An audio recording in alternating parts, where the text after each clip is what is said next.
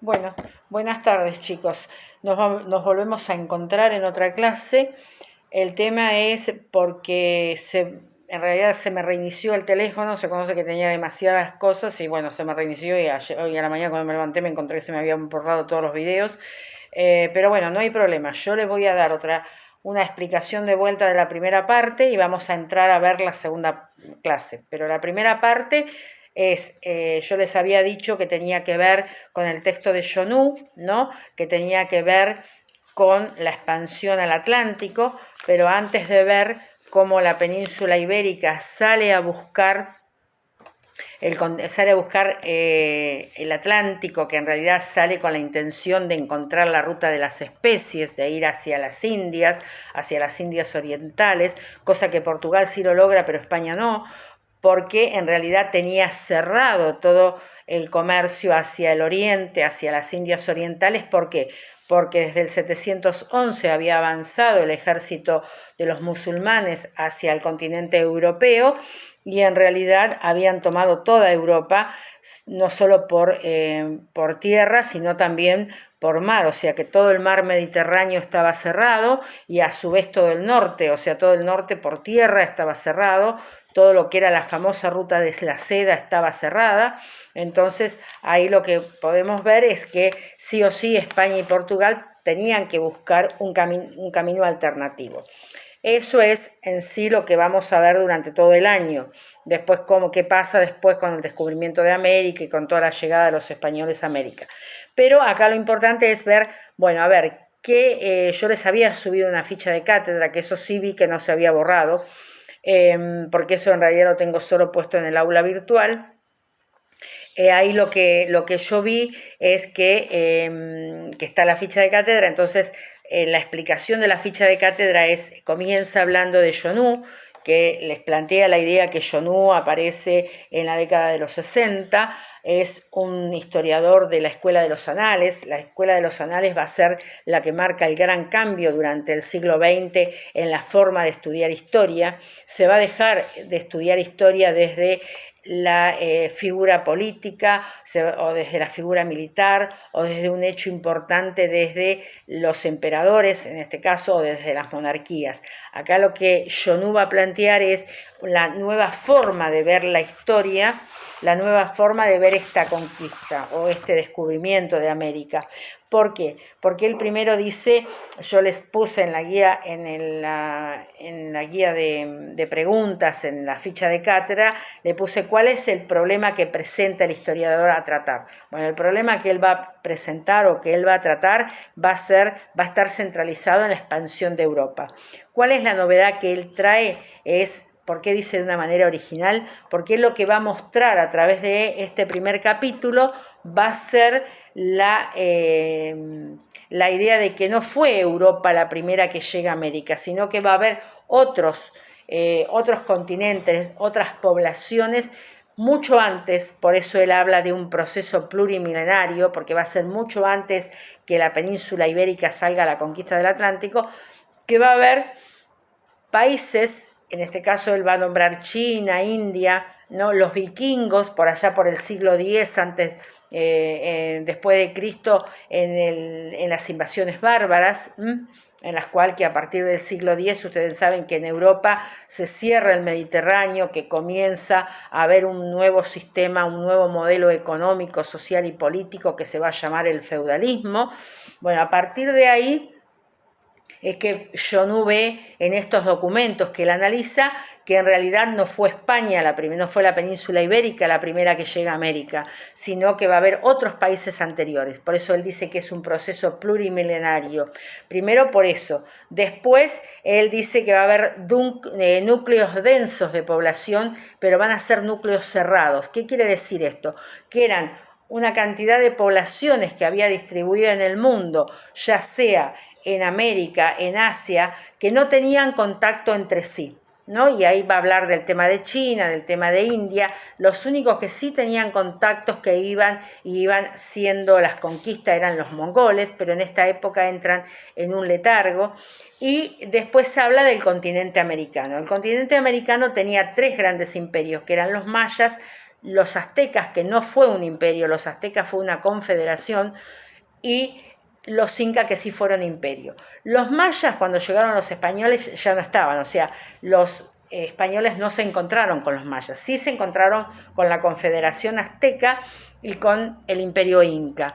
Y hubo una pregunta que me hicieron para entregarme un trabajo que decía, pero había 4, yo no planteé que hubo 4 focos de población que no estaban en contacto. Sí, es cierto, porque en la isla de Cuba había una población aborigen que no tenía contacto con los núcleos de población que estaban dentro del continente. Entonces tendríamos que hablar de los aztecas, de los mayas, de los incas y de la población que estaba en Cuba.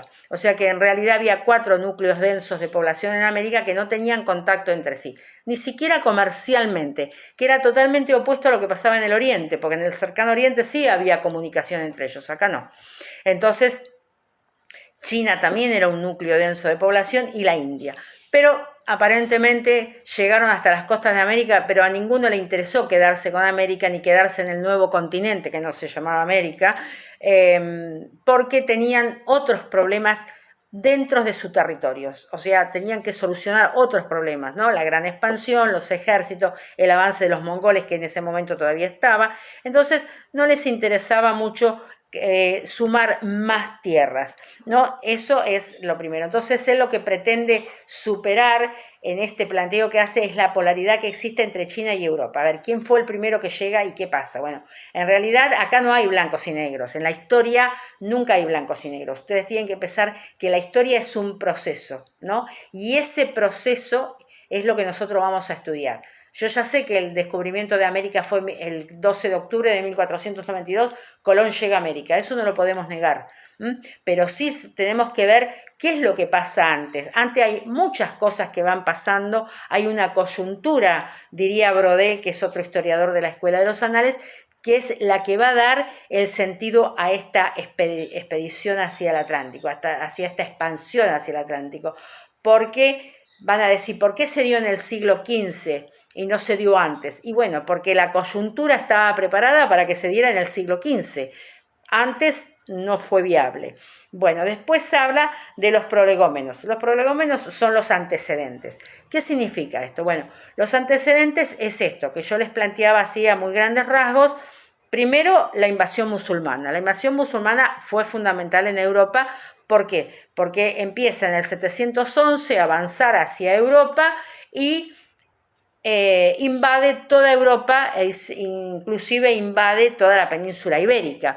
Tiene un freno para 1212, donde se da la famosa batalla de las Navas, que ahí se produce un pequeño freno, quedan ahí frenados. Entonces ahí lo que vamos a ver, que yo después le voy a subir los mapas de España, en los cuales vemos cómo la península ibérica está toda tomada por la península ibérica y toda Europa, pero bueno, en este caso nosotros nos vamos a fijar en lo que fue la península ibérica y el norte de África. Está todo tomado por los musulmanes, menos un reducto muy pequeño, que es el que está atrás de los Cantábricos, que es un bastión español, un bastión cristiano.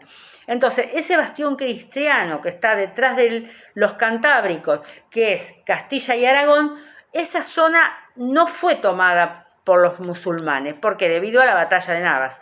Entonces, ahí hay un reducto cristiano que tiene que ver con esta salida a la reconquista. Entonces, eso es lo que cuando yo planteo en esa ficha de cátedra la invasión musulmana, tiene que ver con esto. Después, lo que yo hablo es, tiene que ver con el tema de la cristiandad, ¿no? Con todo este avance que se va a dar después.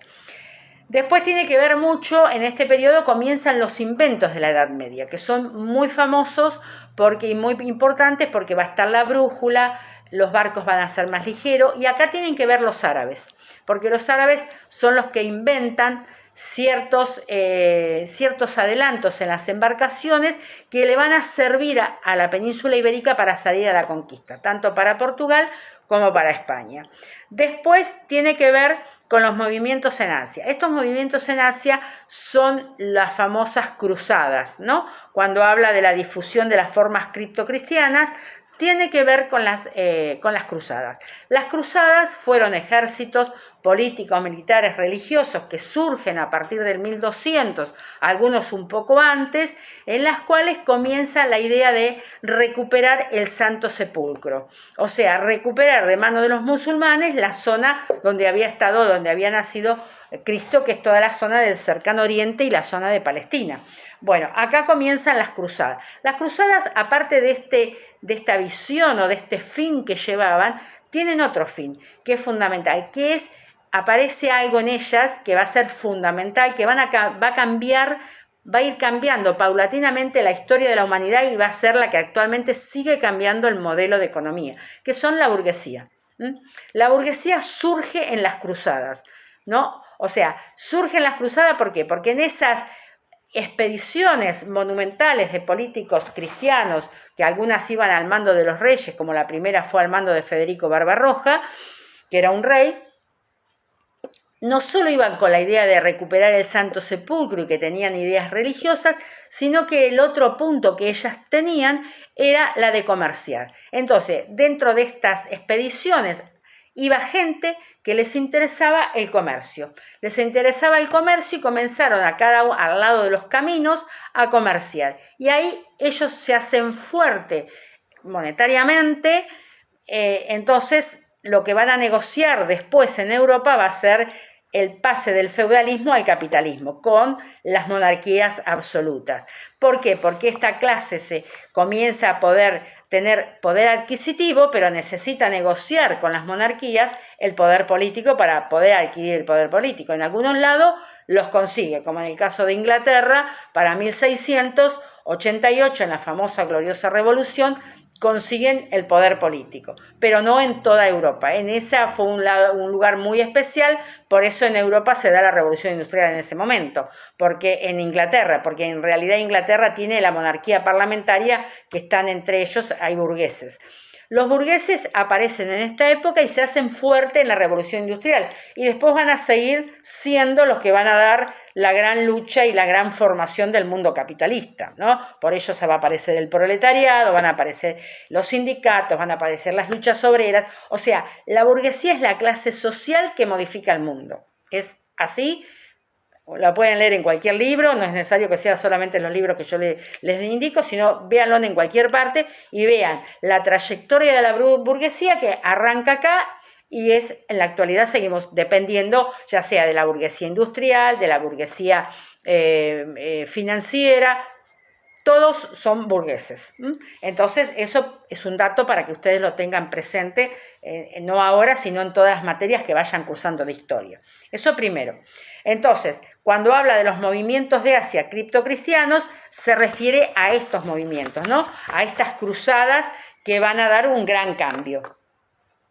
Después, ahí también lo que se va a dar en estas misiones, en estas expediciones, van a ser la gran motivación psicológica que tiene que ver con todo lo que uno lee, lo que han visto, por ejemplo, los viajes de Marco Polo, toda la imaginación, o sea, toda esa motivación psicológica que ellos adquieren de estas expediciones, expediciones militares religiosas que van en busca de esa recuperación del Santo Sepulcro. Pero no es solo eso, sino que traen aparejado varios cambios.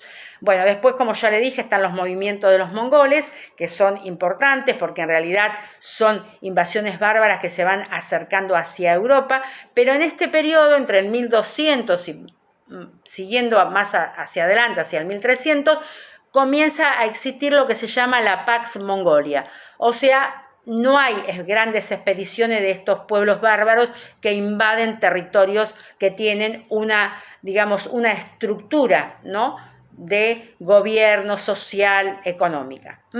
Bueno, y después yo les había dejado planteado en esa ficha de cátedra lo que es Italia.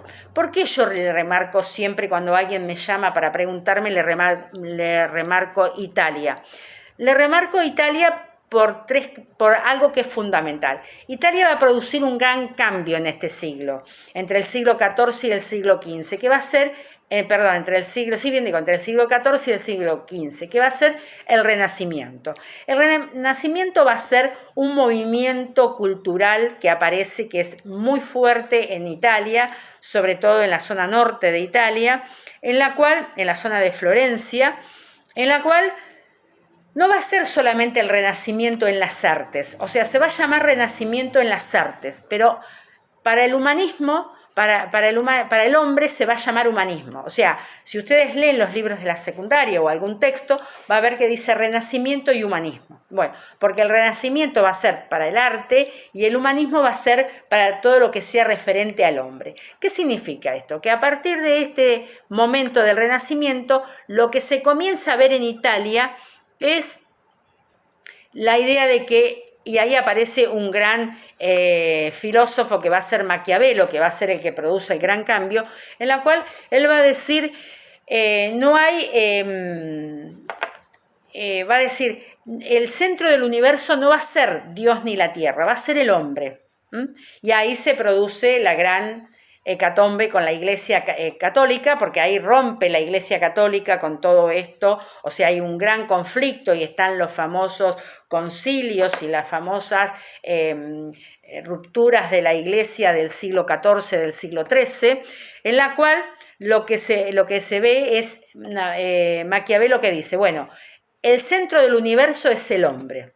Entonces, ahí por eso se habla de humanismo. Al hombre se le comienza a dar un lugar que hasta ese momento no tenía. Ustedes piensen que las monarquías en este momento eran monarquías absolutas o imperios donde tenía un emperador que gobernaba en nombre de un dios.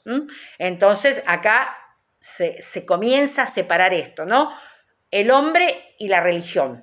Y él escribe un libro que se llama El Príncipe, escribe varios, pero bueno, el más famoso, el que más o menos todos conocemos, es El Príncipe, que es cómo tiene que actuar un gobierno, o sea, cómo tiene que actuar un gobierno de un país. Y él siempre plantea así a grandes rasgos, porque El Príncipe es un texto que es muy rico para sacar muchas cosas, pero a grandes rasgos él plantea, el príncipe es el gobierno, que tiene que ser un gobierno fuerte, y no importa los medios que utilice, pero sí que consiga sus fines. O sea, yo puedo usar cualquier medio, pero conseguir mi fin.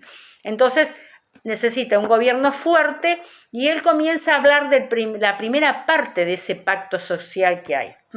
Entonces, es un gran cambio. Entonces, Italia ya tiene esto, tiene el Renacimiento, tiene el humanismo, tiene muy buenos navegantes muy adelantados, inclusive Colón sale de Italia, de genovés. Tiene rutas comerciales con el norte, ¿no? Esas rutas comerciales que son las caravanas que van hacia el norte, inclusive hay algunas que van hacia el Mar Rojo, hacia la India, hacia Siria, Turquestán. O sea, es un lugar que comercia con todo Oriente, y si ustedes buscan en internet, yo voy a ver si me acuerdo y les subo un mapa de la Ruta de la Seda. La Ruta de la Seda tiene el mismo camino y desemboca donde después va a desembocar la peste negra del siglo XIII, del siglo XII, del siglo XIII, en la zona de Lombardía. ¿Por qué? Porque la Ruta de la Seda hace ese camino que es el que hoy actualmente China quiere restaurar. Pero si ustedes observan, si ponen en el Google de la computadora la Ruta de la Seda, fíjense en que sale de China y llega al norte de Italia, que es la zona de Lombardía. Actualmente hoy es la zona de Lombardía. Entonces, Italia ya tenía grandes contactos con Oriente y tenía un comercio adelantado, tenía marinos muy buenos marinos, que eso hace que se piense que Italia va a salir a la conquista del Atlántico. Y sin embargo, no, llega hasta el estrecho de Gibraltar, no le conviene y se vuelve. O sea, no va mucho más allá. Y la gran importancia de Italia fue la creación de sociedades comerciales. O sea, lo que nosotros hoy tenemos ya con mucho modernismo, fue creado en ese momento en la Italia del Renacimiento, que es la sociedad tipo de comandita, que uno ponía el capital y el otro viajaba, las sociedades Colienza o las sociedades Mari, que es uno ponía la mayor cantidad de capital, el otro también ponía una parte de capital y también viajaba. La idea de la letra de cambio, Estas dos sociedades, ¿por qué son importantes? Porque en realidad acá está la plata de donde va a salir el viaje de los conquistadores de España. O sea, ustedes piensen, sáquense la idea y sáquenle a sus alumnos el día que sean profesores que la reina nunca dio nada. O sea, el viaje lo financiaron, fueron viajes financiados desde los capitales privados. Y de acá, de estas sociedades de Italia, sale muchísima plata para la conquista de América. La letra de cambio es importante porque va a ser el documento que actualmente se usa para hacer transacciones internacionales. Hoy irá a moneda dólar, a moneda de un país fuerte, en ese momento iría a cambio de algo, de alguna mercancía importante. Por ejemplo, la sal en ese momento era importante, pero ya acá había monedas, así que también podía ser que iba a cambio de monedas. Entonces la letra de cambio fue importante porque fue la que se usó para el comercio internacional. Y después, bueno, acá yo más abajo le puse, que yo me adelanté a decírselo, el tema de un intento de apertura, pero fueron los que llegaron hasta el estrecho de Gibraltar y después fueron hacia el norte, que llegaron hasta Inglaterra, lo que es Flandes, que era, hoy es la actual Bélgica, y se quedaron ahí nomás. Hicieron un intento con los catalanes de llegar hasta las Islas Canarias, pero no mucho más allá, no tuvieron una gran motivación. Bueno, esto sería esta ficha de cátedra que a ustedes se le borró, que ya a mí se me borró, mejor dicho, y se borró de todos lados, para que recuperen la primera clase.